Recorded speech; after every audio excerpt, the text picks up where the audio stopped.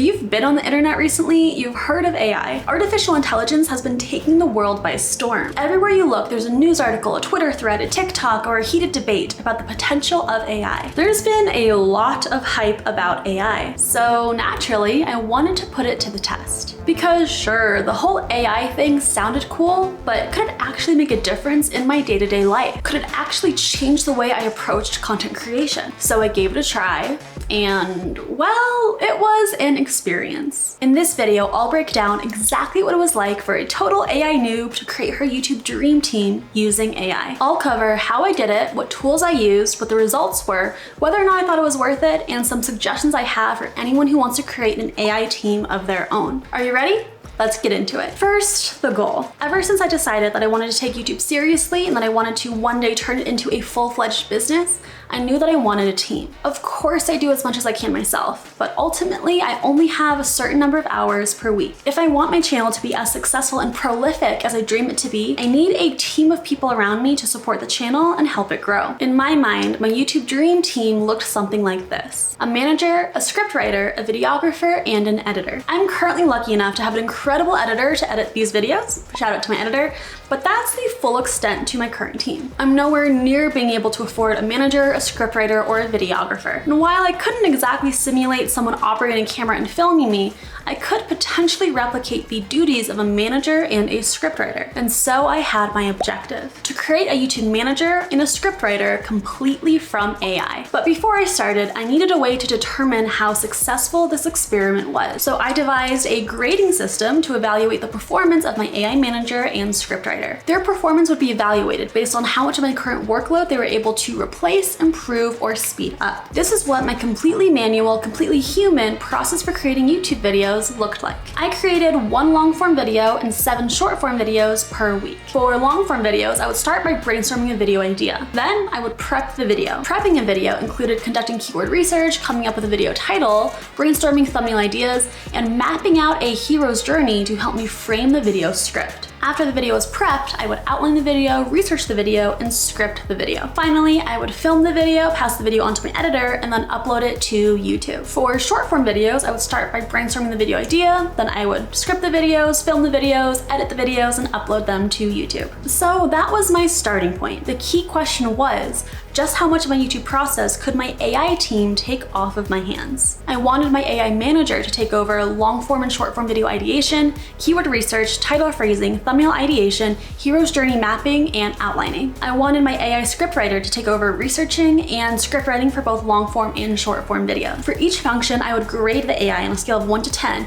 based off of how much of my work it was able to replace, how much it improved the quality of my work, and how much it sped up my work. And so with the evaluation system set, it was time for the quest to begin. First, I needed to choose my tool. I must say, I am a baby when it comes to the world of AI. All over Twitter and TikTok, I see what looks to be a new AI product launching every day. But there was one AI tool that everyone seemed to be talking about. The king of AI tools, the one AI tool to rule them all, ChatGPT. What the heck is ChatGPT? If you ask the internet, ChatGPT is a natural language processing tool driven by AI technology that allows you to have human-like conversations and much more with the chatbot. What? Well, natural language processing is simply the ability of a computer program to understand human language. While we speak in words and sentences, computers speak in code. So what natural language processing does, very broadly, is convert our words and sentences into code that a computer can understand. Going back to ChatGPT, just think of it as a very fancy, very advanced chatbot that can help you with a variety of things, from crafting emails to brainstorming ideas to reviewing legal documents to even writing workable code. But ChatGPT's capabilities don't just stop there. On Twitter, I was seeing all sorts of different ChatGPT related threads grace my timeline. ChatGPT was creating new emotions, generating Lightroom filter presets, coding video games from scratch, and building and scaling businesses 250x. And so I thought, man, if ChatGPT could take a business from $100 to $25,000, it could serve as an effective YouTube manager and scriptwriter. And so I drafted ChatGPT into my mission to create a YouTube dream team completely from AI. That was the easy part. Next, it was time to bring my AI manager and scriptwriter to life. While ChatGPT is a powerful tool, it's only as good as the person who wields it. The art of writing inputs for AI, otherwise known as prompt craft, has become so valuable that prompt engineers are being hired for as much as $375,000 per year. I couldn't afford a prompt engineer to help me on my quest, but I could do my own research. And the result of that research led me to this massive origination prompt for my ChatGPT YouTube manager. Yes, this is a huge block of text. Let me break it down. The first paragraph assigns a role or persona to ChatGPT. I gave it the name Alice to make me more feel like I was talking to a real person, but that's optional. From what I've seen, ChatGPT works best if you interact with it conversationally, as you would a real human being, so assigning it a name helped me get more into that mindset. What matters most in assigning a role is mentioning the title and experience of the persona. In my first sentence, I say that Alice is a highly sought after manager and producer for YouTubers. That assigns the title. In the second sentence, I list a number of YouTubers who I admire the style of. This provides more color to the title of manager and producer, helping Alice understand what type of content she usually manages. The second paragraph provides a little bit more persona experience, mentioning that Alice has been a manager for 10 plus years, but what it really gets at is the overarching goal. Here, I mentioned the goal of helping me get from 0 to 1 million subscribers in 1 year. Now, I know that this goal is wildly unrealistic, but it helps Alice understand that the advice that she gives me must be optimized for maximum channel growth. The next 2 paragraphs provides context into who I am and what I'm good at. It mentions my name, my niche, and the main strength that I'm hoping to leverage in my new channel. This helps Alice understand who and what she's working with. The context also provides some degree of constraints. Alice isn't going to recommend that I make content that's wildly outside of my niche, or that doesn't take advantage of the strength that I mentioned. This helps concentrate the scope of what Alice recommends. In the next paragraph, I brought up a concern that I had about my channel. This helps further focus Alice's goal, as she now understands the heightened importance of creating more differentiated, novel videos. The following paragraph brings up Alice's responsibilities. It further defines her reason for being and helps her prioritize what sort of information to suggest. The next paragraph further constrains the scope of Alice's work. Now she knows that any long-form video idea that she suggests has to fit within an 8 to 15-minute video, and any short-form video idea that she suggests has to be within 1 minute. The penultimate paragraph mentions an offer that I have that I want to incorporate within videos whenever I can. And finally, the last paragraph presents a specific action or request. I asked for feedback about my niche and for a list of 10 long-form video ideas within my niche that would best set up my YouTube channel for success. Whew, that was a massive origination prompt. To tie it all together, this is what I included. I assigned a specific role or persona, mentioning a specific title and experience. I provided an overarching goal. I added context about who I was, what I was good at, what type of content I wanted to produce, and what my concerns were. This context provided constraints that ChatGPT had to work under. I detailed specific responsibilities, which set up what ChatGPT needed to prioritize. And finally, I ended with a specific ask or a request. To make my AI YouTube manager dreams a reality, I simply went to chat.openai.com, started a new chat, selected the GPT-4 model, and pasted in the origination prompt. For good measure, I renamed the conversation to Alice. When it came to the AI YouTube scriptwriter, I opted for a very similar origination prompt format. I named my scriptwriter Clara, and I mentioned her role and experience, my overarching goal, and context about who I was, what my strengths were, and what my concerns were. I also provided more context into what the current team looked like, and I was more detailed with defining Clara's responsibility. For Clara, I didn't end with a specific ask or request. Instead, I asked her if she had any questions, just to see what would happen. After I drafted my origination prompt, I went back to ChatGPT, created a new conversation, and pasted that baby in. And just like that, I birthed my AI YouTube manager, Alice, and my AI YouTube scriptwriter, Clara. My AI YouTube dream team was off to a good start. My next step was to see just how much they could actually help me. We'll start with Alice. After my origination prompt, and this was Alice's first reply. Alice made it clear that she understood what was important and what to prioritize. She came out strong with some good long-form video ideas, but many of her ideas were quite wordy and structured in a way that wasn't catchy or concise enough to perform well on YouTube. It was clear that she needed more guidance and input. As a result, my next few messages included some frameworks I'd use myself for crafting effective titles. After providing each framework, I asked her to apply the framework to the list of video ideas. We started getting closer, but we still weren't quite there. Many of the video ideas were boring or expected. They weren't interesting enough to differentiate me in a saturated niche. So I asked her to ideate some more, prioritizing ideas that were uncommon or novel. The resulting video ideas were much more interesting. The titles still weren't optimized to perform well on YouTube, but the ideas themselves were much less generic. The long-form video ideas were helpful, but they weren't quite perfect. I still needed to adjust them to fit more neatly into my expertise, my interests, and my vision for my YouTube channel. For example, one of the long-form video ideas that Alice gave me was the neuroscience of learning, how to apply brain-based strategies to your YouTube videos. I loved the concept of applying neuroscience to YouTube videos. It was an intriguing video concept, and it was something that I wouldn't have come up with by myself. But the neuroscience of learning sounded a little bit too boring. And when I searched for the neuroscience of learning on YouTube, most of the results were oriented toward people who wanted to improve the way that they learn. That wasn't the audience for my YouTube channel. So instead, I tweaked the video idea to be more focused on the neuroscience of YouTube. That framing seemed more catchy and more aligned with my target audience. So I had my long-form video idea. The next step was to refine that idea into a compelling YouTube title. In my own process, turning video ideas into YouTube titles, I spent a lot of time conducting keyword research. Essentially, I look for keyword phrases that have a high search volume and a low competition, and I use those phrases in my YouTube title. This gives me the best shot at ranking in search results. If you want more details about my keyword research process, I'll link a video up in the corner somewhere. So I provided Alice with a brief overview of my keyword research process and asked if she could help. And that's when everything started falling apart. You see, most of my keyword research process involves using the YouTube search bar and using a browser extension called TubeBuddy. And as it turns out, ChatGPT can't directly interact with websites or with browser extensions. When I asked her to help me brainstorm some different keyword phrases to test out related to my video topic, she did give me a list, but most of her suggestions were unusable. So keyword research was a bust. But hey, I still had more functions to test out. I ended up conducting keyword research myself, and I came up with the title, The Neuroscience of YouTube: The Science Behind Good YouTube Videos in 2023. After that, I provided Alice with my YouTube title and asked her to brainstorm ideas for what the thumbnail might look like. This was her response. I'll admit, I was pleasantly surprised. I wasn't really expecting much, but the concept of a brain-shaped play button, or brain with a YouTube play button overlay on it, was quite creative. I still went through YouTube and took some screenshots of different thumbnail concepts that looked intriguing, but I did add some of Alice's suggestions to my thumbnail inspiration as well. With the title and thumbnail prepped, it was time to map out the hero's journey. Before I script out every long-form video of mine,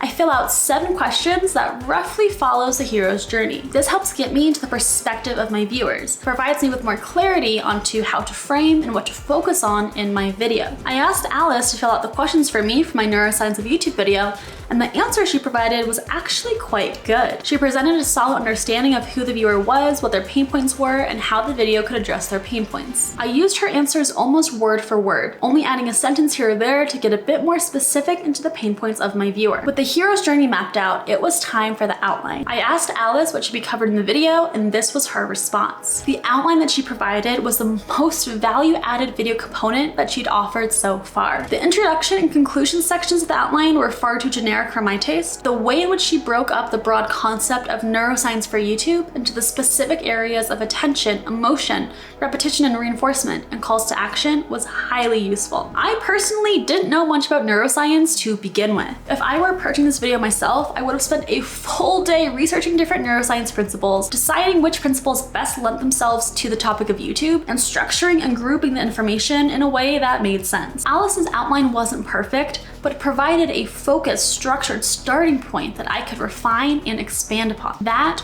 was huge. So that was Alice's work with a long form video. Let's see what happened with short form content. My process for short form videos is much less complex, but because of the volume of shorts that I need to create, it's a lot harder to keep up with the number of video ideas that I need to have. So let's see how Alice did with short form video ideation. First, I just asked her for 10 ideas without any more specific instruction. This was her response. Already, I liked a few of these ideas. I added a good number of them to my list of short form ideas. To push Alice further, I asked her to brainstorm some more, this time prioritizing the potential for virality. This time, her videos seemed more clickbaity. Phrases such as, can make any video go viral, you won't believe number 1, get 10x more clicks, just rubbed off on me the wrong way. I'm sure there are creators who use language like that, and I'm sure it's effective. That's just not the type of creator that I am. Additionally, some of her video ideas required me to already have a successful channel. I had a brand new channel, so those wouldn't work for me. I asked Alice to ideate some some more shorts with that in mind, and for some reason, I didn't end up loving her suggestions. I asked her to brainstorm more ideas, like her original ideas, before I told her to optimize for the potential for virality. I continued to tweak the way in which I asked for short form ideas, including asking for more broad ideas, asking for a how-to format,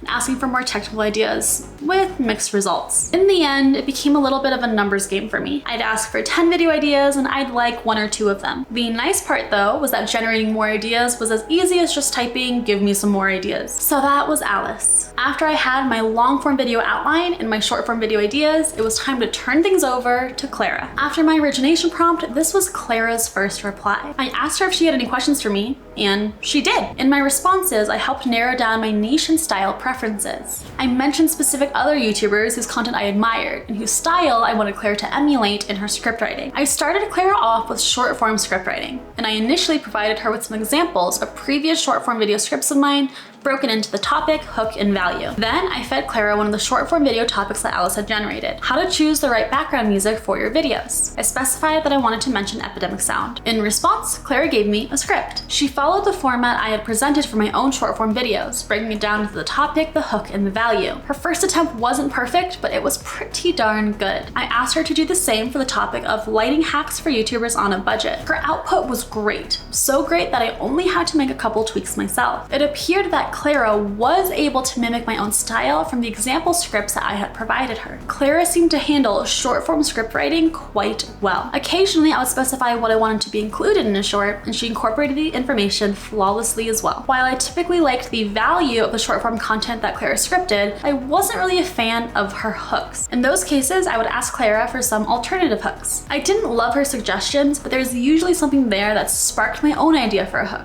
As I continued experimenting with short form content, I discovered that Clara tended to give the best results when the short form content was in a listicle format. If I wanted a different format for a short, or if I wanted to take a component from a long form video and turn that into a short, it was typically quicker if I just did that myself. So she wasn't a complete replacement for short form scripting, but she was still pretty useful. And then came the real test: scripting out a long form video. Because while scripting out short form content is great, the part of my YouTube content creation process that takes by far the most time is scripting long form videos. Let's see how Clara did. First, I gave Clara the video topic and the desired length of the final script. I asked if she had any questions before we began. Her questions were good, but instead of answering them myself, I turned the questions around and asked them to her. But first, I provided her with the hero's journey map that I had worked on with Alice. This gave Clara a better idea of who the video was for, what its purpose was, and what needed to be included in it. After that, I started asking her her own question. What specific aspects of neuroscience did she think we could cover in relation to YouTube videos? Were there any specific examples of popular YouTube videos or creators that we should analyze in the context of the neuroscience concepts discussed? After receiving the answers to these questions, I asked Clara to provide me with an outline for the video. Clara's outline provided more detail than Alice's outline, but I liked the structure of Alice's outline better. So I gave Clara Alice's outline and asked her to flesh it out a bit, adding examples of specific YouTubers and research studies. The result was outstanding. I still didn't like the introduction or conclusion, but each of the main points were detailed and interesting. Looking at the outline, I had a much clearer idea of what the final video would look like and how it would add value to the viewer. So I took that outline and I started to Google. I started with the first point under the neuroscience of attention: how the human brain processes visual and auditory information. I was instantly flooded with research papers full of neuroscience lingo that I did not understand. After spending a full hour poring over a number of papers, I grew frustrated and just asked Clara. I instantly regretted that hour of research I had spent myself. In just one message, Clara was able to provide me not only with a more simplified overview of visual and auditory processing that I could actually understand, but also with a bridge to how these processing functions were relevant to YouTube videos. It was magic. I continued to go through each bullet point in the outline, asking Clara to expand upon them. I added all of the information she gave me to my outline, fleshing out every point. When I was done, I had 22 pages of highly relevant information and examples. It took me maybe 2 hours. If I tried to do it myself, it probably would have taken 2 days. After I had my fully researched outline, I was able to easily see what type of information that I had to work with and where there was overlap. From there, I was able to consolidate the video structure into 3 main points: the neuroscience of attention, the power of emotion, and the psychology of persuasion. Now it was time to script. First, I started with the hook. I provided Clara with 4 hooks I had scripted for previous videos of mine, and I asked her to write a hook for my neuroscience of YouTube video. I liked certain components of the hook that that she wrote, but I wasn't sold. After a few messages trying to further refine the hook,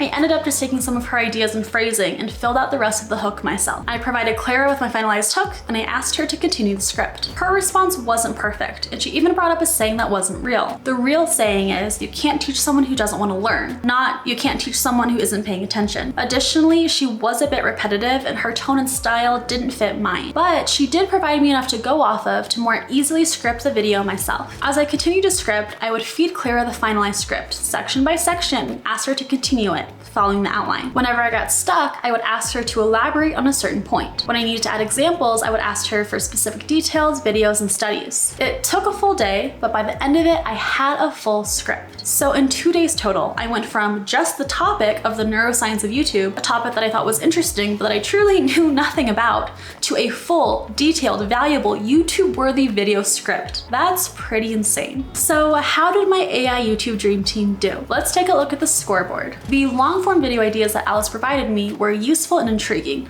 some of which I couldn't have come up with myself. I still needed to refine the ideas to be a bit more specific to my own interests and expertise, but they were still pretty good. The short form video ideas that Alice came up with were more of a numbers game. I had to keep asking her to generate more and more, and out of every 10 video ideas, I could probably use maybe 1 or 2. But although it seems inefficient, the entire process was much quicker than if I had come up with all the video ideas myself. Unfortunately, Alice couldn't help me with my keyword research because ChatGPT can't interact with websites or use browser extensions. Title phrasing wise, if I provided Alice with some specific instructions for a title format, she could apply a topic to the format in a number of ways, but ultimately the majority of the work did have to come from me to further refine the title itself. The thumbnail ideas that Alice provided were intriguing and useful. I still needed to look for more inspiration and of course create the thumbnails myself, but Alice did provide some interesting ideas. The hero's journey mapping and outline capabilities of Alice was insane. I still needed to tweak some things here and there, but Alice did the majority of the heavy lifting and she saved me so much time. When it came to researching a complex topic, Clara was not only able to provide me with comprehensive, easy to understand information, but was also able to apply that information to the topic of a video in an incredibly useful way. High marks across the board there. When it came time to script the long form video itself, it still took a long time. Sometimes I even got the feeling that trying to stick to the direction or wording that Clara gave me actually slowed me down, just because it was substantially different from my own voice and style. However, Clara was tremendously useful when I got stuck, and often it was better to start out from Clara's direction than from nothing at all. In general, her script writing was a bit repetitive, generic, and lacking flavor or color. It was by no means a replacement for my own scripting, but it did help. And finally, Clara did do better with short form script writing than she did with long form script writing. She was better able to replicate my own style and voice. She did best with shorts with a listicle format, but she did struggle with writing compelling hooks. In general, her hooks sounded a bit too salesy or clickbaity for my preferences. She did dramatically speed up my own short form script writing process though. So there you have it. Was my AI YouTube dream team a replacement for myself or for a real manager or scriptwriter? Absolutely not. But did Alice and Clara significantly help my YouTube content creation process? And was the whole thing worth it? Absolutely. I will 100% continue to use them in the future to speed things up and to help move things along when I get stuck. Do you use AI at all in your content creation process? I'd love to hear in the comments below. And if you're interested in how that AI-assisted neuroscience of YouTube video came out, you can check it out here. Otherwise, thank you so much for watching. Like and subscribe if you can, and I will see you in the next video.